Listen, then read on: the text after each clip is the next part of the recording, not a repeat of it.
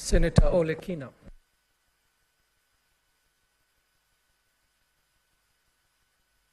Thank you, Mr. Speaker. Mr. Speaker, let me begin by saying that I support the amendment to the elections, the County Government Elections Laws Amendment Bill of 2024 by Senator Asigi. Mr. Speaker, being included in any society should be our main principle in this House, should be what we advocate for. I just got back from Wajir County, and Wajir County is one of the most progressive counties in this country. It's got billionaires. The residents of Wajir County own their own aircrafts that flies daily. There are 2 flights daily to Wajir County. But because of being excluded from the national grid, that county is not able to achieve the same potentials of a county like Nairobi. Marsabit County suffers the same consequences. Mandera County suffers the same consequences. So today when I'm seated here and I'm trying to absorb the submissions by my sister, Senator Asigi, I'm beginning to really appreciate the fact that it is only her who can be able to give us real insights on what people with disability can be able to help this country, on the experiences, the challenges that they go through when it comes to issues of policy making. Yes, the Constitution is there. And in fact, if you read the object, a memorandum of her bill, it talks clearly that the purpose of this bill is to be able to achieve the requirements under Article 54(2) of the Constitution, that at least 5% of the members of the County Assembly are persons with disabilities. This is a progressive implementation tool that now Senator Asigi wants us to be cognizant of its benefits and what it can do for future generations. It is imperative that we become realistic. I was seated here and Senator Eddie came and said to me something which I've been agonizing on and said this is an interesting bill. Because what if, hypothetically, one day everyone who is elected in office from a particular county, as the assembly, is disabled? Then what does the law say in regards to other people who are able? And that, when I read the Constitution, I started laughing and smiling to the drafters of the Constitution because they had seen what Senator Eddie have seen. So this is a matter of being progressive. Slowly by slowly, for us to be able to achieve for future generations. IEBC have attempted to do this, but they have not been able to do that because of lobbying. Every single day someone goes and lobby, and before you realize, someone who has been brought here cannot even be able to advocate for any person who is disabled. So I think it is imperative, as we are contributing to this bill, we see how far we can be able to go in defining what disability is all about. My brother, Senator Okiya Omtata, was arguing that he's also disabled because for one reason or another, he's not able to chew bones. Maybe he's right. What I saw lacking in this bill, and I kept on asking myself, is that since this bill is essentially for advocating for inclusion of people with disability in elected positions, what about people who are dyslexic? Are those people who are dyslexic also considered as disabled? Do we only consider people who are physically? Or do we consider people who cannot hear? Or do we have to extend this issue of disability to be able to define? And how pragmatic can we be to ensure that we actually achieve what the Constitution has set out So, Mr. Speaker, as I support this bill, I want to challenge my sister to be able to further define disability when it comes to this country. Because if you go to most counties, buildings are erected.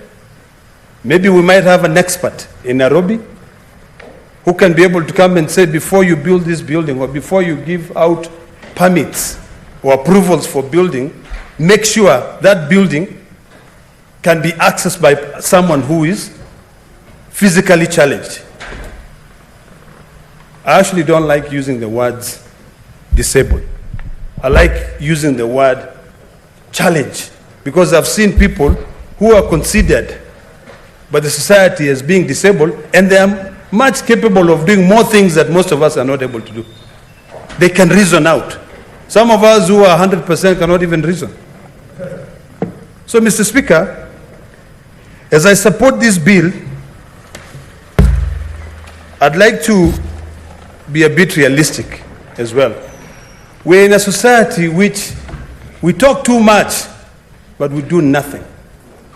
How realistic are we going to be to ensure that at least we can achieve the 5% of all the elected members of a county assembly being members who are physically or people who are disabled? I've looked at Section 8, the proposed amendment of this, where it says, for the purpose of subsection 1F3, the Commission shall draw from the list such members of special seats members in the order given by the party. In the order given by the party. That's the one word that I'd like to highlight. Necessary to ensure that at least 5% of the members of the county assembly are persons with disability. I'd like to persuade my sister to change that so that we make it mandatory.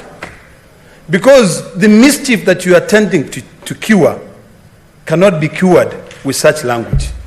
Because people there will still choose whoever they want to choose. So I think it is imperative that you expand that provision further to be able to be descriptive in nature, to say this and this person ought to be the one given priority. I'm sure my brother, Senator Sifuna, who is the SG of the ODM party, can be able to attest to what I'm saying and can speak directly on these issues, because those are the challenges we face. Today, when we don't have an IEBC, there are people who are appointed and then reappointed. They're no longer in parliament. So IEBC will just go back to the list. What will happen if at all maybe in the National Assembly there's a person who is supposed to replace Mbadi? Can this bill help IEBC be able to choose the right person, or will it be an issue of lobbying? Senator Ledama will be lobbying for his brother or sister to be appointed. So I think we need to be descriptive in nature. So my sister, I would like to suggest that you'd relook at Section 8 so that we avoid that mischief. Finally, I want to reiterate on the importance of you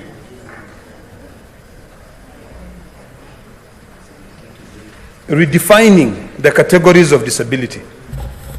I think you need to be elaborate so that we don't only look at people with physical, hearing, and visual impairments.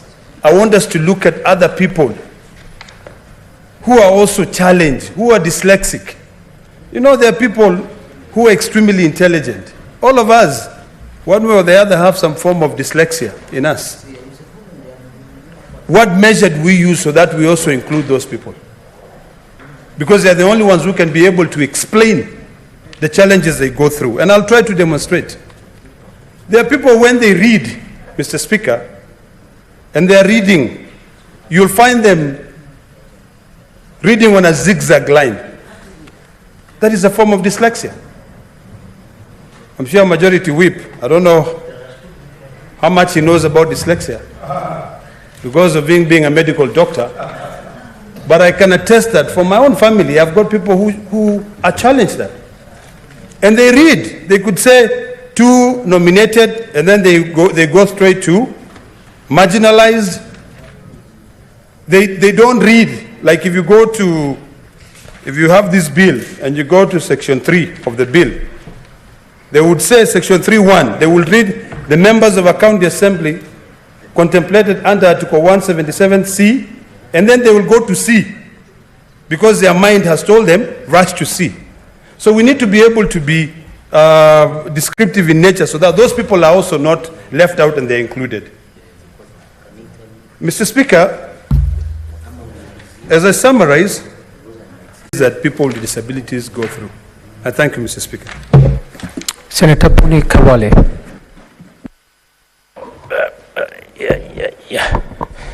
Mr. Speaker, I thank you for this chance, and Mr. Speaker, allow